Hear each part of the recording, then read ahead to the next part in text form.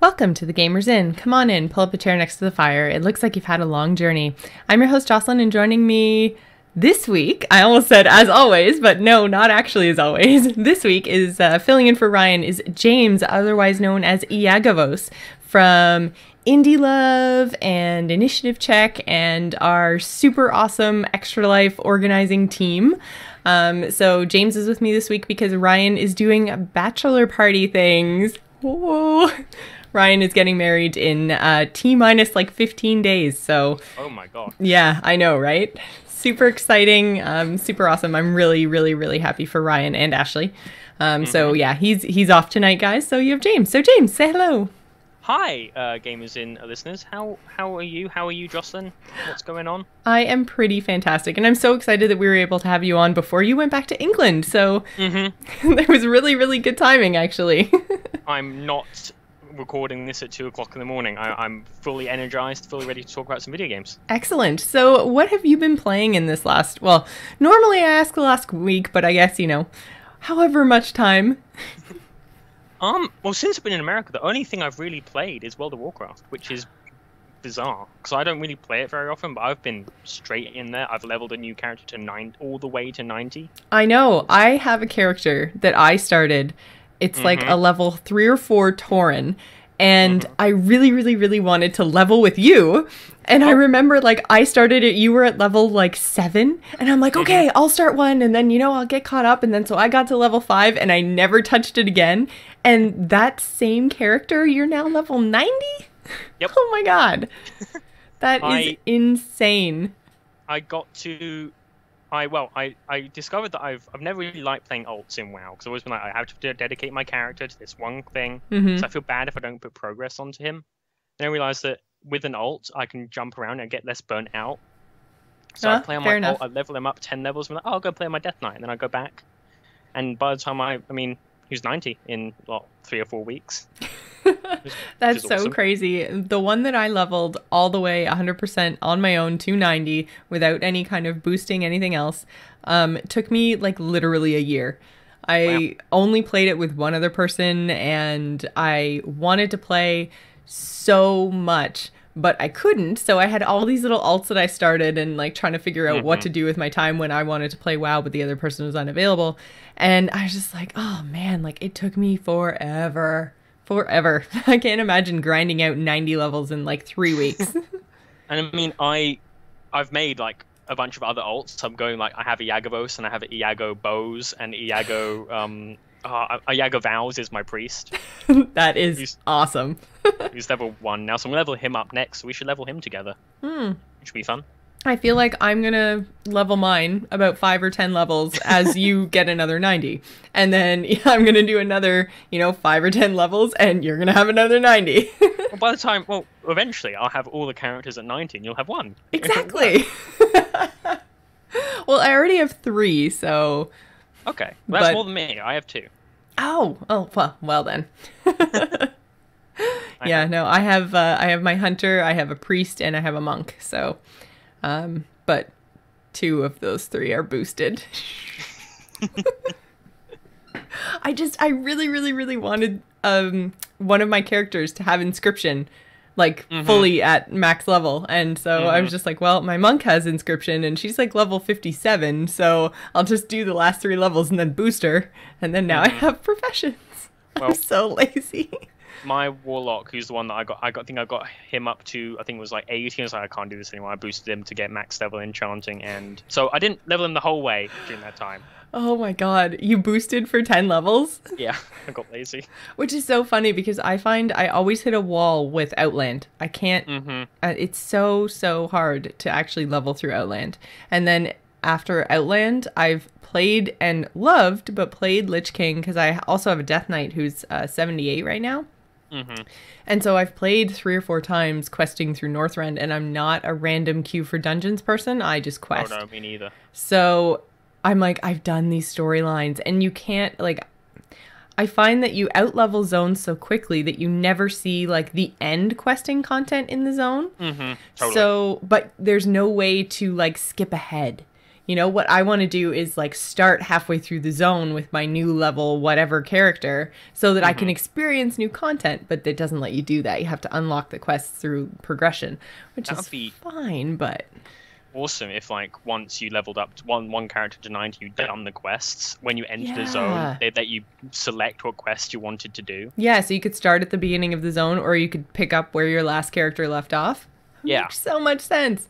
You could just be like, oh, well, you know, Adwiel, she sent me a letter and she explained everything that had already happened, so I don't have to do it because I'm up to date. Yeah. You know, they could totally work it in lore-wise. They could. And then, of course, we've got our raid team going now, which is fantastic. God. I am so glad that you're having a good time. I am absolutely loving it. It's been such a learning experience for me, and we've only been doing it for 2 weeks, but just being in that like raid leader position and telling people, you know, like where to go and what to do and figuring out strategies and like, oh my God, it's so fun. I mean, and then last week, well, the week before last, we did Mogashan. Was it Mogashan Vaults? Yeah, we did Mogashan Vaults both weeks. And we got stuck on Elagon, and last time we raided and we beat him was such a rush. Oh my God, I know. I wish I was recording that because literally it was like we tried 3 or 4 times last week, and then it was our, I believe, 3rd attempt this week. I think 3rd. I think it was our 3rd and our last attempt this week. Yeah, we were kind of like, okay, we're running out of time, you know, like everyone was getting not necessarily frustrated, because that's what I really like about our raid team. Like, we wipe and we learn, and we wipe and we learn, and it's like we're not doing the whole like everybody study up beforehand. It's just like, okay, well, what if we try this, and what if we do this, and how about we try moving people here? And you know, it's a lot more fun, I find, and no one gets upset when we wipe. It's fantastic. And not at all. And then when we finally beat it, the rush was a rush I haven't gone from any other game. Exactly. I feel the same way. I feel like I just solved a huge puzzle and I accomplished something big, because it's just like, instead of, you know, looking things up and finding rotations and, you know, figuring out like all the different mechanics of the bosses and stuff, it's just like, no, like we knew basically what the mechanics were because we tried it the week before and failed, and then we just figured it out, and then you get such a sense of accomplishment. And then Josh got that freaking awesome star sword thing. Oh yeah, he did. That was amazing. I rolled on that. I rolled need on that, and he beat me by like 2 points. Which is so funny because he rolled like 95 or something. Yeah. But yeah, so we are having an absolute blast. So we actually decided to do another raid night, because we were just doing it once a week, just because I didn't want to make anyone feel like committed. Feel like they had to. Yeah, I wanted this to be like a no homework, just for fun, learning how to raid before Warlords hits type of experience. You know, help people who want to work on the legendary cloak quest, which is what I'm doing right now. I'm getting my sigils, and there's no way I'm going to LFR like ever. So I would just wanted it to be really, really easy. So then when we downed the dragon, everyone was just like, oh my God, let's keep going. And we ran out of time, and we tried the last boss once, we died. And I was just like, well, we could try again before next Tuesday. And everyone was like, yes, yes, yes. And I was just like, oh, I love the enthusiasm. Makes me so happy. I think we can do it as well, because that boss we had down is just, well, I think we were all tired, and I was a little bit drunk. You know. That always happens. Yep. Oh my God, that's so funny. But yeah, so it was really, really good. It was so much fun. And apparently that dragon drops a mount, so maybe I'll have to farm him. Just a little. Just a little. I so don't want to go and fight that boss ever again. It was kind of awful. Yeah.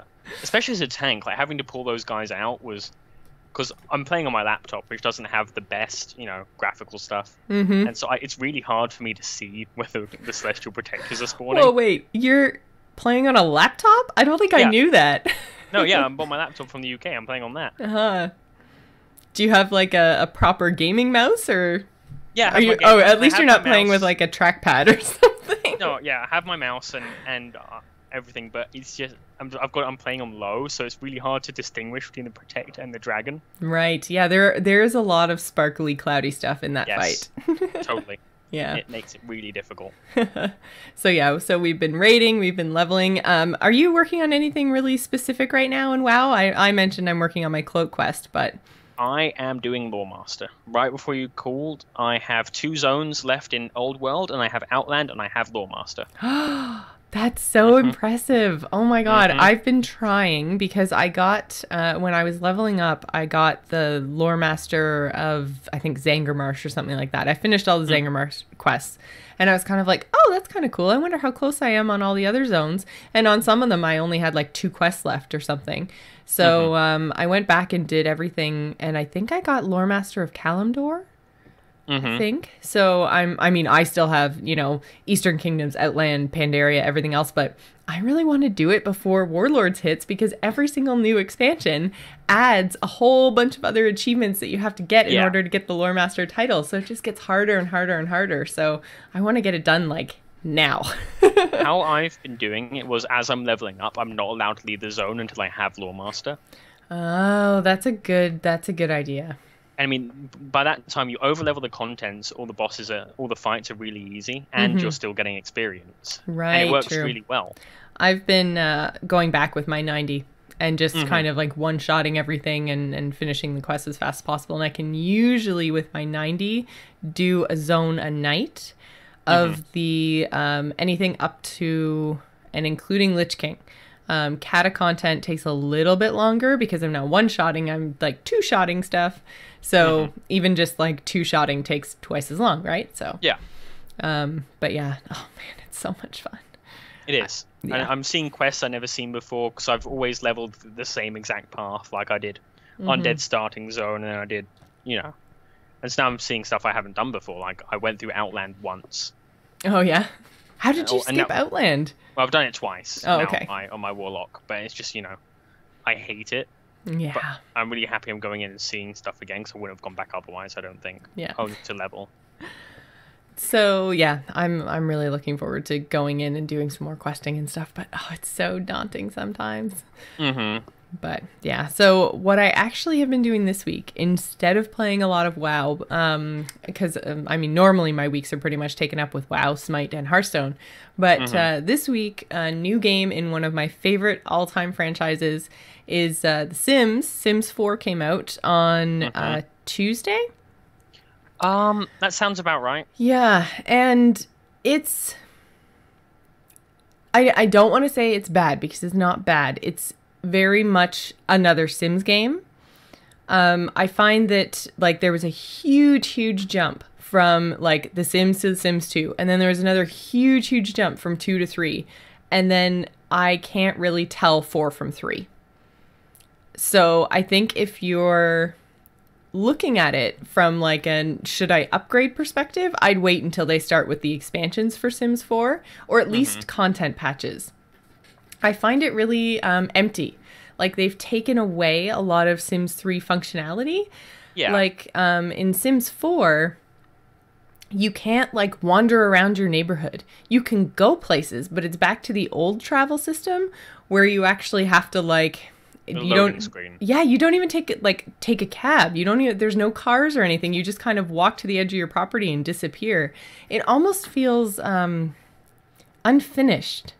It's odd. It's really odd. And the characters, and I said this like way back when they announced it, the characters, their eyes are weird. Like they haven't upgraded like the facial animation really. They still have the eyebrows that just go like this. And they have like straight lines from like the inside and the outside of their eyes straight up to their eyebrows, and the whole thing just like, ugh. It's like, that's no, like the lids on my eyes and my eyebrows and stuff. It's not just like a flat line. It's such a weird animation, and they've always had that problem ever since they went to 3D. So I don't know. The one thing that I really liked and it's almost like a quality of life thing in The Sims 4. Instead of in the old games, you've had to, you know, like put down 4 walls and then put down a floor and then put, you know, like wallpaper on and then furnish and everything else. And then you had to get the windows and then you had to get the doors, and everything just took forever. Now you can buy pre-built rooms. So all you have to do is you can just go in and say, I want a living room. And then there's a whole bunch of different styles of living room, and they vary in price, obviously.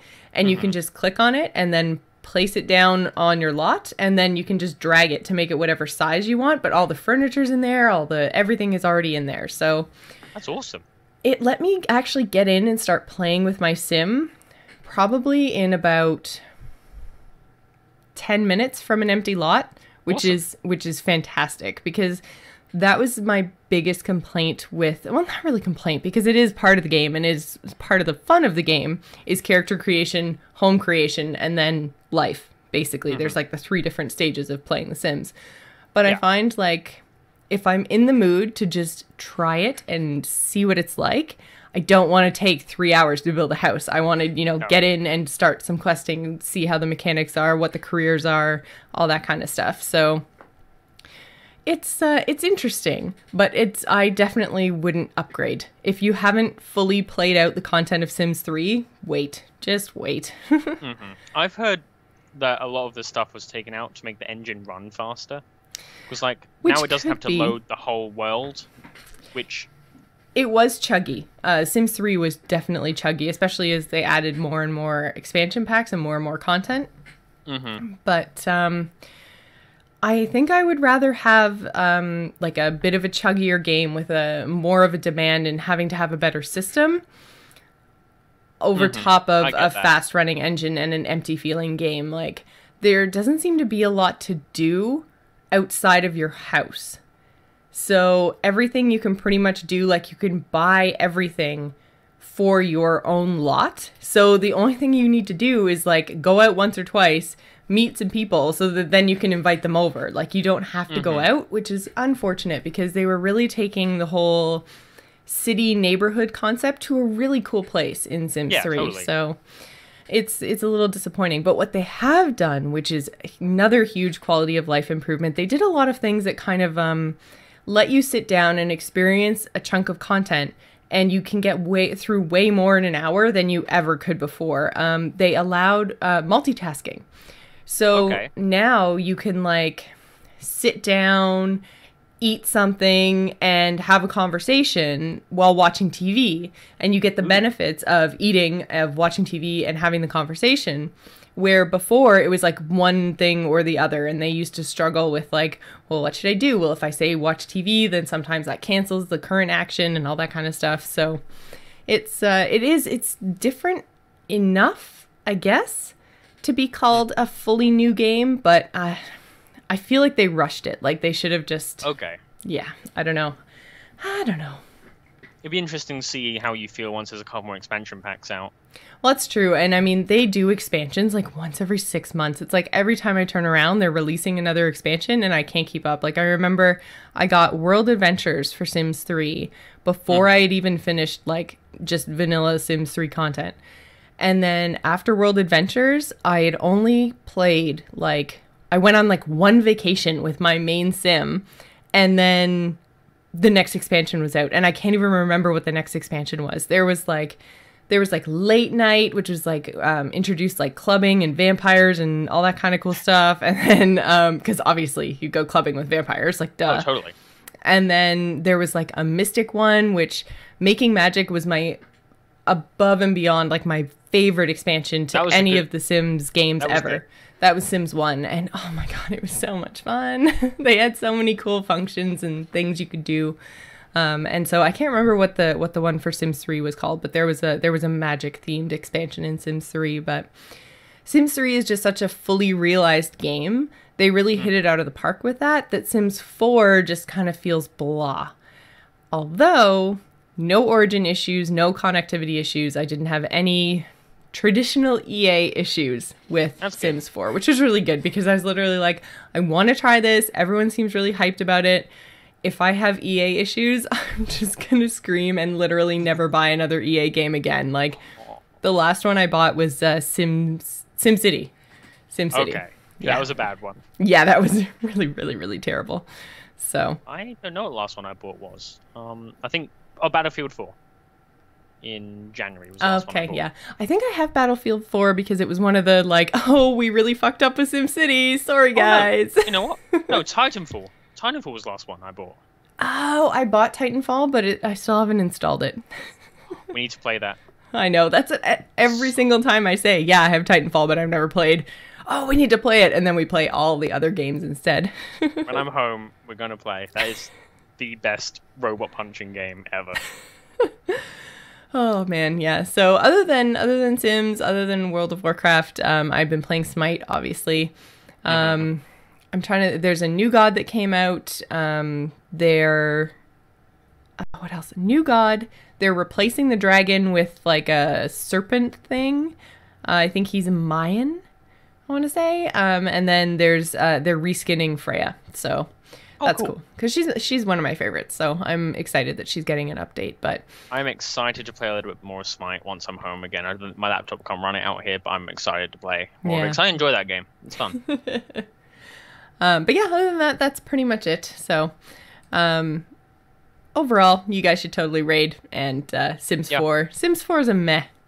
Yeah, it's just a meh. I'm not going to recommend it for right now.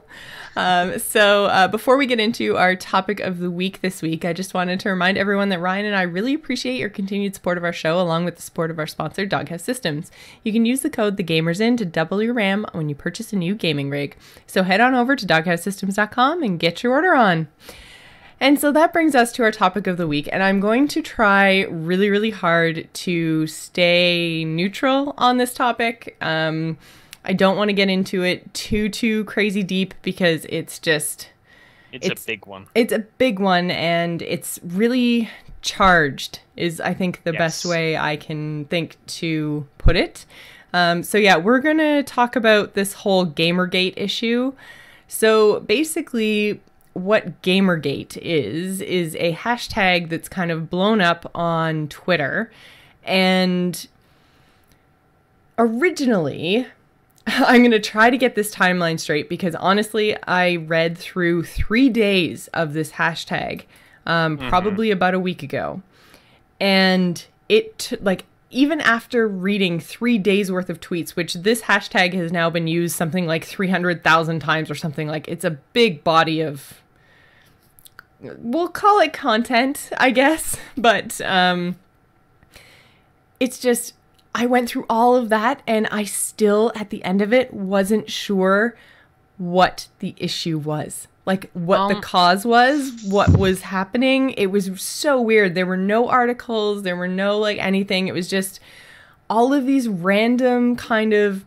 It's just vitriol is what I think on Twitter.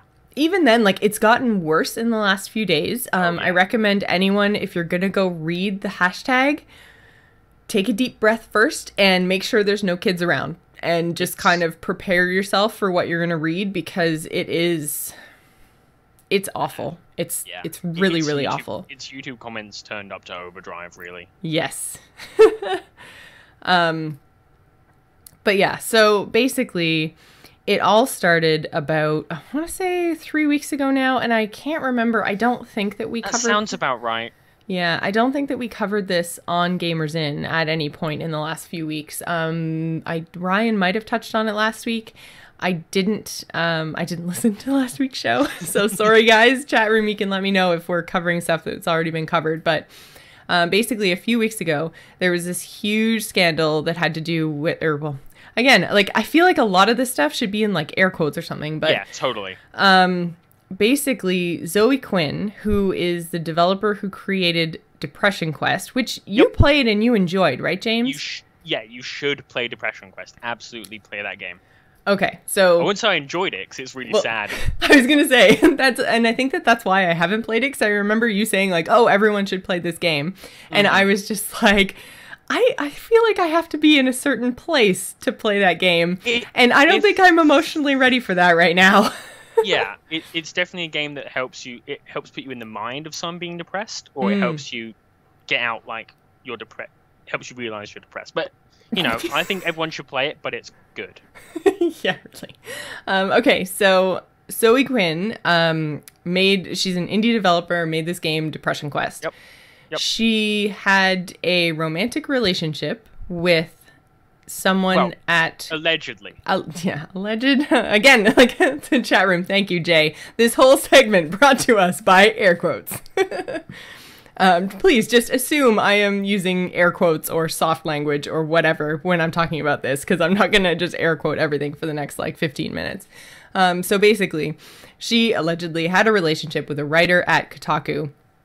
He, and I find this whole thing really funny because basically first of all, the way that it came out was her ex aired all of his dirty laundry about Zoe cheating on him and everything else on Imager or some sort of kind of bloggy site.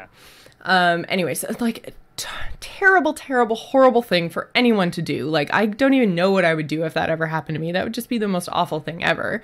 Mm-hmm. And then so the internet, or portions thereof, latched on to Zoe and basically said that she was trading sex for positive reviews.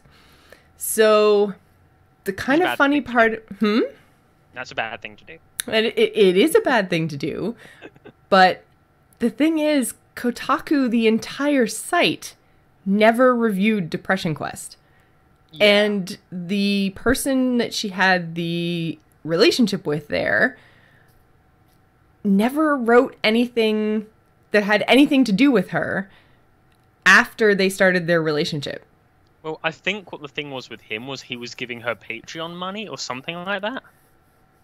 Which was whole thing.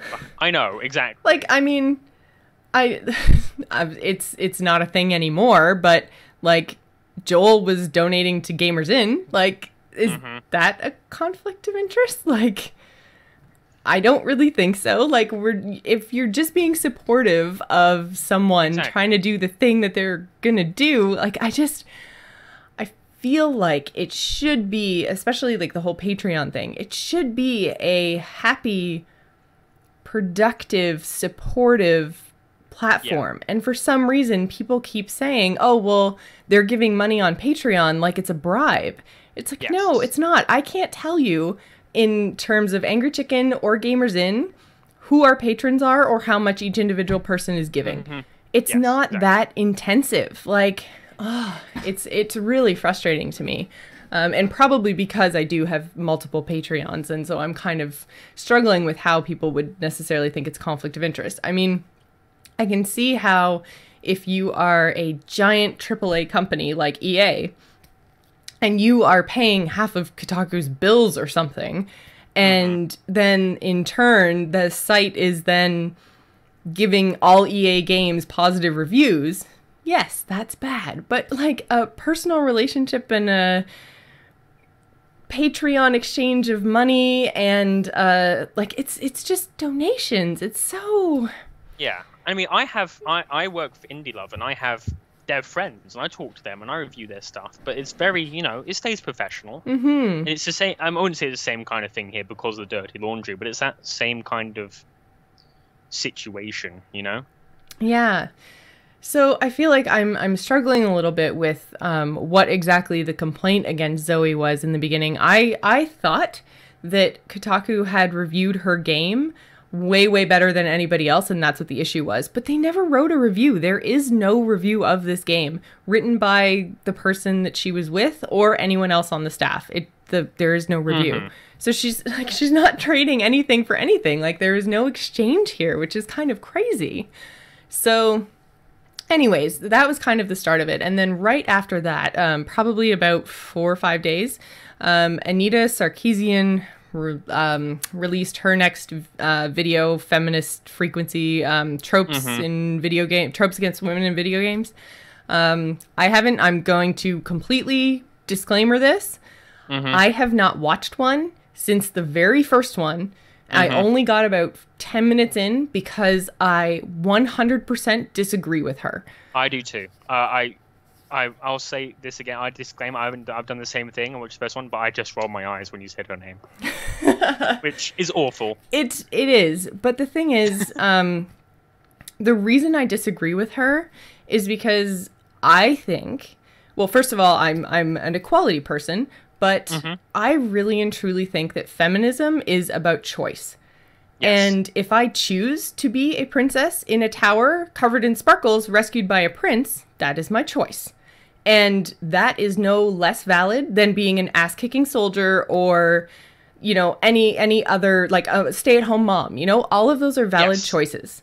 Well, totally, and that's what my problem with Annie Sarkeesian is that she I was saying this to someone the other day. Is I feel very much she wants to tear down what's going on now. Instead, we should be building up other points. Like you should be able to do whatever you want. Yes, exactly. I should be able to play the Bayonetta with the skimpy outfit catsuit, and then also other people should be able to play other games. It's equality. You shouldn't be bringing down other things. Yeah, I feel like she completely and utterly discounts all types of women, except the ones that fit her like strong feminist idea. She's almost as bad as anybody else because she's putting women in a mold, and that's what she's trying to kind of strike out against. But it's just like, you know, all choices are valid, and you don't get to judge anyone for making that choice. So there are people out there. I know people out there. There's people in my family who fit those molds of, you know, the princess and the stay-at-home mom and, you know, all those kind of things. That it makes me a little bit angry when I see stuff like that of like, oh, well, you know, you shouldn't be a stay-at-home mom. That's anti-feminism. Like, what? No. Totally. It's about choice. I mean, and there's definitely an issue in the industry where we should be including women and people, homosexuals and people of color. We should be including them more. Yeah. But I think like there are women in video games right now. There are all types of women in video games right now. There's playable characters, there's non-playable characters. They fill all kinds of roles. To me, I'm okay with that. I like that. I am a gamer, I am a woman, and I enjoy pretty much everything I've ever done in a video game. There's very few times when I thought like, ooh, that's crossing a line. So, but again, like there's some titles that I don't play because I know that they're going to cross lines, and so I just stay away from them. Like Grand Theft Auto is not my thing, but anyways. I mean, GTA 5 has a fantastic scene where a female cop is interrogating a man, and it's really empowering. I mean, obviously I'm not a woman, but it's really empowering scene because this woman is threatening a guy and like, he says, I'll beat you with this flashlight if you don't tell me what I want to know. And it's so much giving her power. She's the authority figure in the scene. Yeah. And it's awesome to see. So basically what has happened to these two women is that this GamerGate hashtag has come up.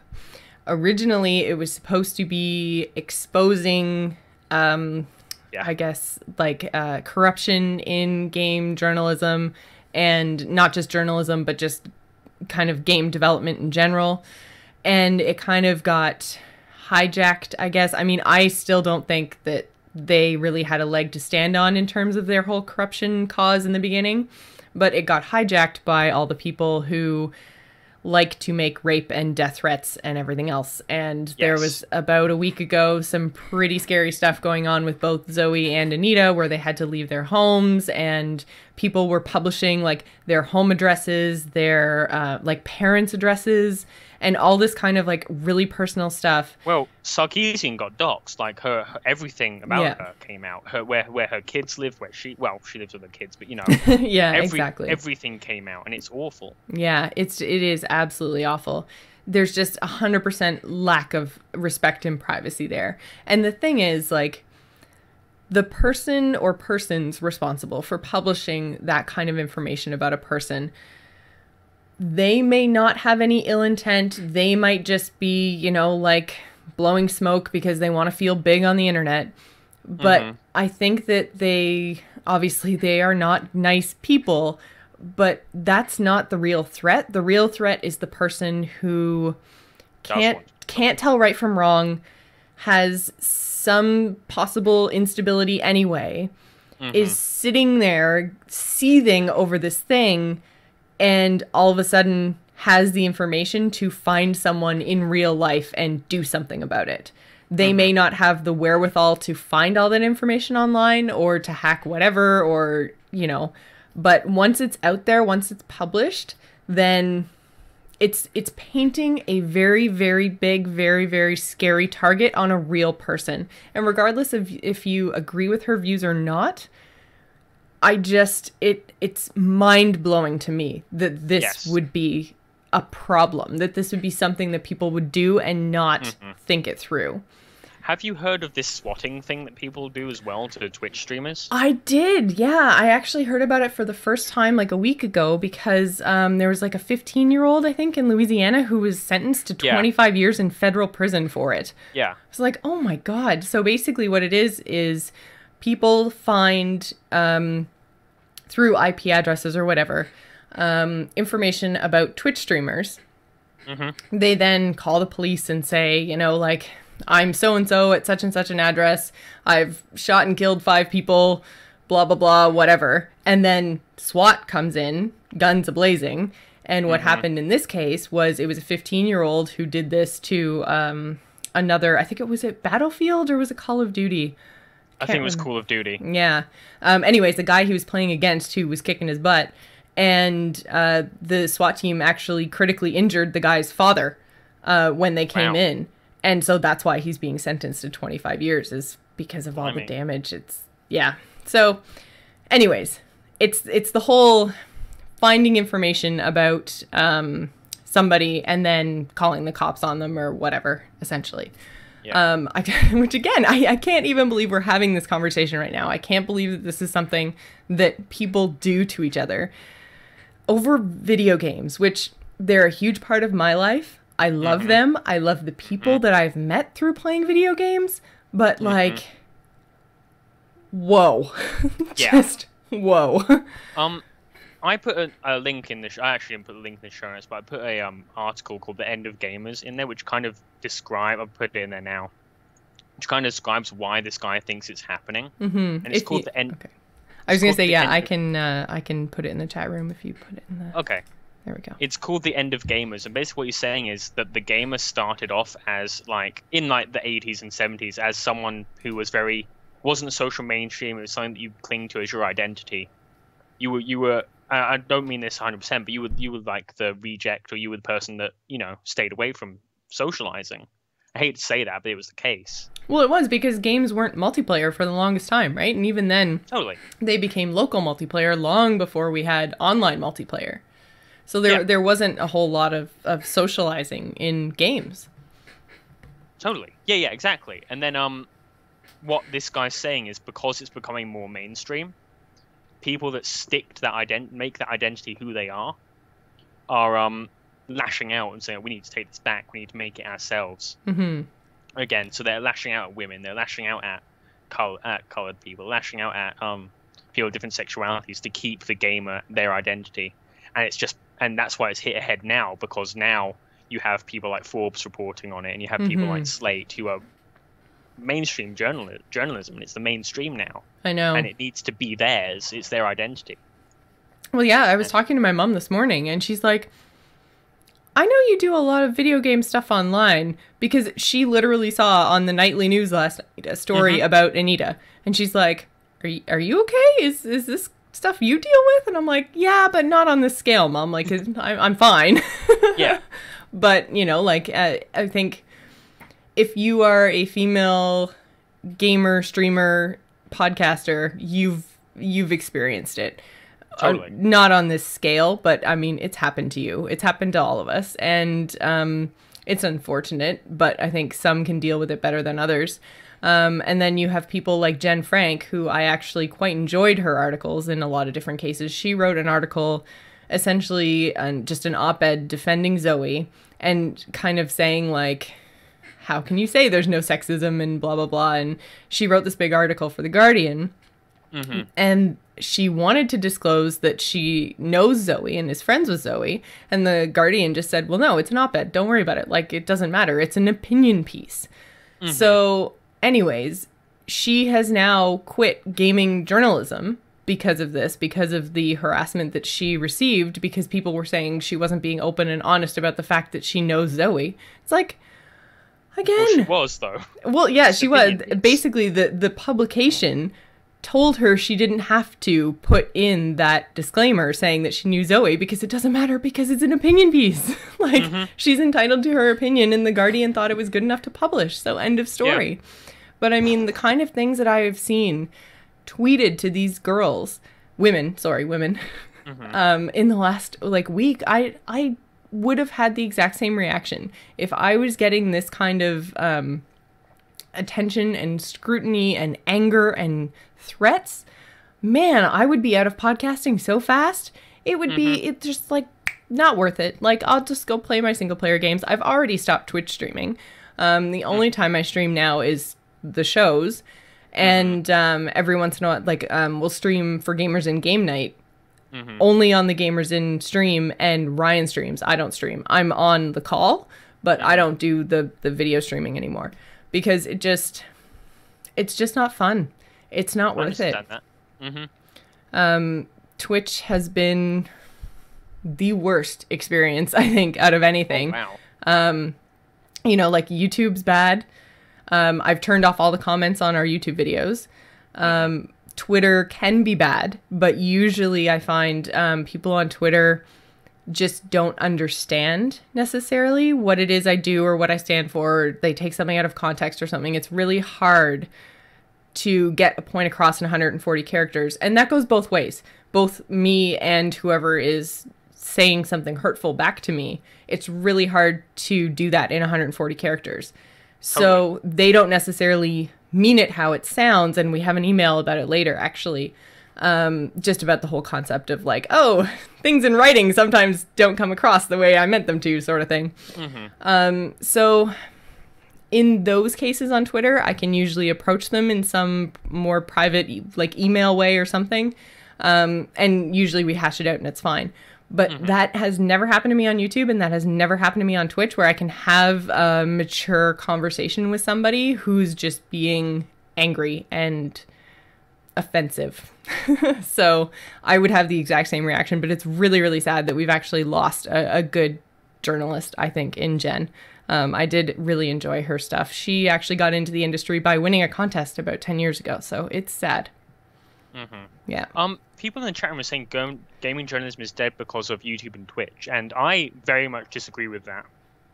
Based on the fact that games journalism isn't just reviews. Games journalism is what's going on with developers and what's going on with how games are made and what's going on with Kickstarter and that kind of thing. And I think that that's the big thing. And going back to this Dan Golding thing, or games journalism in general, is it doesn't have that very much it's either happening or it's not happening. There's no room for a gray area, and there should be room for what can happen. You know, just I mean, as someone that is a games journalist, it's not dead. I made my living off of it, honestly. Exactly. So I think the last thing that's kind of come out, because I'm definitely not saying that, like I said right off the top, I'm trying to take a really neutral stance, because I think that if there are issues, whether it's with women in these particular situations, if it's with corporations or game journalism or whatever, I do think that transparency is very important. And if that is what GamerGate is going after, then that is a good cause. I think it's been hijacked, and I don't think that the things that are happening are right. But at the same time, I think a lot of stuff that's going the other way, the kind of like lashing out that the women and their supporters are doing, is also not okay in some cases. Because basically they're taking the word gamer and starting to use it as a slur, which is just as bad, I think, as all of, well, not just as bad, because it's not the same as a death threat or a rape threat, but I think that just everyone needs to be a little bit more careful about just these blanket statements. Like, I mean, my gamers are, I should start a new hashtag, my gamers. But yeah, like, my gamers are smart, funny podcasters, just like men, women, young, old. Like, I mean, I have friends all the way from, well, James, what are you now? 21? I am 20. Almost. Almost 21. All the way up to, 60-year-olds, 70-year-olds. Like, it just, I have friends from all walks of life that are doing this awesome, cool thing called gaming with me. And I find it upsetting and offensive when somebody's like, oh, all gamers are 14-year-old racists, Exactly. or 50-year-olds living in their mom's basements and, you know, all these kind of things that are like traditional gamer slurs that usually people outside use against us. So to hear it coming from people on the inside is really upsetting. So I just want to kind of say the flip side of that, where like we shouldn't be using gamer as a slur. We should be supporting and helping people to just do the thing that they love, whether that's writing about games, playing games, podcasting about games, whatever it may be. Like, can't we all just get along? Yeah, no, you're right. It should be. I feel like, again, going back to what this guy was saying, it's like people saying my toys are being taken away, you know, and they want to hold on to it instead of like I want to share, and that's what needs to happen. Needs more sharing and more equality, and that's where it goes down to, is equality. That's what everything gets down to, in my opinion, is just equality between everybody. I'm just trying to, sorry guys, I'm just trying to read the chat room. I want to make sure that I don't miss anything that you guys want me to cover, because I do think it's an important issue. I do again caution anyone. More about how journalism is dying. Oh, okay. Which is basically like it's how it's going away because gamers are the ones giving the reviews more. And what I'm saying is, why can't the gamer be the person? Why can't I be both? Like, yes, yeah. What the industry needs is a way. In the UK, we have the Leveson Inquiry, which manages journalists. Okay. It says what a journalist can do, what a journalist cannot do, fourth estate, everything like that. And that's what games journalism needs. It needs a way in its site. You can do this. You can't do that. If you do that, we're going to blacklist you, that kind of thing. It needs... Fair enough. It needs some, regulation, basically. Yes. Yeah, exactly. Yeah, so, well, yeah, that's fair enough. So if you guys have any thoughts on GamerGate, on the whole issue, on Anita's feminist frequency videos, on just anything, if you want to talk to us about this, I know it is a really touchy topic, and I hope that we've covered it adequately without upsetting anyone, because that's definitely not what we're trying to do here. But I just, for the record, don't know any of these people, so no conflict of interest. But yeah, if you guys want to give us your thoughts, the email is going to come up at the end of the show. So before we get into emails from you guys, I just wanted to remind everyone that if you want to show off your TGI pride, you can head on over to /loot.com, that's SLASH loot.com, to grab yourself an awesome Gamers In t-shirt. They have tons of other shirts, including designs by Carter Johnson, like Best Pals, as well as all your other favorite podcasts, like Azeroth Roundtable, The Morning Stream, Zombies Ate My Podcast, and The Angry Chicken. So go to /loot.com and show off your podcast pride. Before we jump into emails, I just wanted to thank Jason C. for becoming our newest patron. That actually just happened today. So if you want to become a patron of the Gamers Inn, you can do so at patreon.com/TGI. We appreciate everyone's support of our show, whatever form it comes in, including super awesome emails. So this one is Rich on EA Access, the sequel. So he writes in and says, "Hey again, Rich here from the EA Access email from last week. Wow. I guess my email came off as a bit mean. I did not intend it that way. Apologies for the tone. I really just wanted a counterpoint discussion about it, but I guess I didn't really think about the fact that neither of you owns Xbox Ones and are primarily PC gamers. I still think EA Access is a good value if you own an Xbox One, and they just announced they're adding Need for Speed Rivals in the next couple of weeks. Anywho, my apologies again. Love the show, and tell Jocelyn to take it easy on me." Okay, not gonna rip you a new one. Come on. I feel like I should have listened to the end of the last show, because they must have really done a number on him. What was this discussion? So basically, we had talked about when EA Access was announced, how it was kind of like a waste of money, something that's not really interesting, how pretty much everything that they had announced for it was sports related. The titles weren't that interesting. EA's just kind of trying to steal my money for no reason, and there weren't a lot of perks tied to it. So we were pretty down on it. But yeah, both Ryan and I have a PC, and Ryan has a PS4. So neither one of us are next gen Xboxes. So we were taken to task a little bit about how $30 a year is a fine price to pay, and you know what you're getting if you're a sports gamer is valid. So I think, yeah, we missed the mark a little bit. And then Rich's email was a little bit, again, like I mentioned earlier with the whole Twitter thing, sometimes it's difficult to get across your tone in an email or a text or a, you know, tweet or whatever. So no hard feelings, Rich. It's all good. It's fine. There were definitely valid points for EA Access. If you do enjoy the kind of games that they're giving away, then absolutely it's a good idea. But for me, yeah, not a sports gamer. Never really have been. Although I did love NHL 95. Loved it. I am a big fan of Football Manager. Oh, and Blades of Steel. Way back in the day, Blades of Steel. It's a hockey thing. I guess. And FIFA 14 is really good as well. I've heard people like FIFA, but I'm just not a, not a football player? No, I tried playing the NFL one, probably in like 2007-ish. My roommate had it, and he just loved it. He used to play it for days and days and days, and I was just sitting there, and I'm like, I don't get it. This isn't fun. These controls are janky. Like, ugh, let's play Guitar Hero again. But yeah, so thanks very much for the email, Rich. I'm sorry if they were hard on you last week, and come on. I'm not in the mood to be hard on anyone, jeez. We have one other email that comes to us from Josh Bradley, and this was a little bit more to me, although there was a good mention and thank you to Ryan at the end of it as well. But I cut it down a little bit. But Josh says, I just listened to episode 135 and was sorry to hear about Jocelyn's troubles. Realize it's not much, but I just wanted to offer my condolences. So thank you very much, Josh. I imagine it would be more challenging to put together podcasts with troubles weighing on one's mind. So as a regular listener of TGI and TAC, I just wanted to thank you for the effort you put into the shows, especially when enduring personal issues.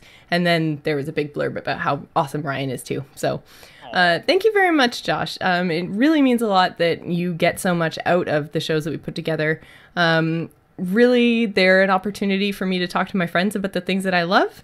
So it's good. It makes me feel better about a lot of things that are going on right now. So I still haven't really been completely open about what's going on right now, but I'll probably write a blog post or talk about it in a few weeks when it's kind of all resolved. But I'm doing better. I'm okay. Nobody died. It's fine. But yeah, so if you guys do want to send an email to the show, you can do so at info@gamersinpodcast.com. We really do want to hear about what you have to say about this whole GamerGate issue. I'm sure that Ryan and I are going to cover it again. Actually, that is a lie. We are coming up on wedding time, and I'm actually going to Ontario for Ryan's wedding. So I believe that Garrett is going to guest next Friday. They are going to talk about Destiny, I believe. Ooh. Is Destiny coming out next week? Yeah, comes out the day I go home. Okay, well, there you go. So they're going to play Destiny and talk about Destiny, and I'm going to be on a plane. So I won't be around next Friday. And then the Friday after that is actually the night before Ryan's wedding. So we're not going to do a show that week. But then we should be back, I believe, the 12th, 19th. So 26th, I think, is the next episode that Ryan and I will do together. And he'll be like a married man and junk, which is weird. More responsibilities. I know. Who does that? But anyway, so that is our upcoming schedule for TGI. James, do you want to pimp anything, talk about anything before I jump into the outro? Where can people find you? Sure. I am at Iyagovos on Twitter. It's spelt how it sounds, I guess. And I currently do the Indie Investigations podcast, which is I pull on indie game devs and I talk to them about how their game is made, and it's so much fun. Nice. I've learned a lot from it. Oh, good. So are you still doing Initiative Check, or is that done for now? Initiative Check was on hiatus during the summer, just because I haven't been playing as much, and it's a lot harder for me to talk about things, but it's coming back probably in October-ish. Oh, good. Also in October, we are doing Extra Life. So our team page is up. We've got some members. If you want to go donate, you can do so now all the way up until the event. The event is actually on October 25th. And you can find our team just by searching for the Gamers Inn on the Extra Life website, which is extra-life.org. Or you can go straight to our team page, which is extra-life.org/team/the Gamers Inn. So, or shoot, the Gamers Inn or TGI? I always get this wrong. I should put it in the notes. I think it's TGI, but I'm not sure. Well, entertain the folks while I Google the things. All right. Last year we had a Bitly, and that worked really well. And last year we raised, I think it was like over $4,000 for different hospitals. Yeah, we did. I think our final total was almost $4,500. Wow. And this year we've doubled that. We've doubled our goal. I think we're going up to 8,000 this year. Is that correct? Well, I don't think so. I think it was I don't know what it is. 5. I thought we were 5, going for 5. It definitely got increased. I doubled my personal goal. That's right. Yeah, so I doubled our personal goals. We're going. Yeah. And yeah, we're going to have lots of prizes to give away. We're going to have loads of fun people on the stream. It's going to be going for 24 hours, and it's going to be crazy. It is extra-life.org/team/TGI. So if you want to donate, you can go there. We appreciate every single one. We have apparently raised $20 so far, which is exciting. But awesome. it really ramps up on the day of. So if you want to throw some money at us right now, you can do that. If you want to wait until the day of, you can do that too. We have all kinds of people who are going to be joining us on the stream. We're going to be talking to Kim from Doghouse. Doghouse is sponsoring us again this year, which is great. And then we're also going to be having all of your favorite Frog Pants personalities for Cards Against Humanity this year. We're going to be playing a Smite drinking game. We actually have Garrett, who's going to be joining us for the full 24 hours this year, which is super exciting. So really, really cool, really, really fun stuff. And that's October 25th. So really don't miss it because we have a blast every single year. So it's for the kids. It's for a really, really good cause. So it is. I think that pretty much does it for tonight. So if you want to visit us on the web, you can do so at gamersinpodcast.com. You can also find us on A-Move TV along with other fabulous podcasts, including Into the Nexus, Campaign Roundtable, Biggest Fan, The Angry Chicken, and A-Move Radio. You can follow us on Twitter. You can find me, Jocelyn, at GIS Gamer. Ryan, who is absent tonight, is at R. Murphy. And don't forget to follow the show at The Gamers Inn. The video versions of all our episodes can be found on our YouTube channel, which is youtube.com/Jocelyn Moffat. You can also find the show on Facebook and Google+. If you'd like to email us and tell us your thoughts about everything we talked about tonight, you can do so at info@gamersinpodcast.com. So thanks for staying at The Gamers Inn, and remember, tune in next week for Garrett and Ryan. New hosts every week. It's awesome. Thanks, guys. Bye.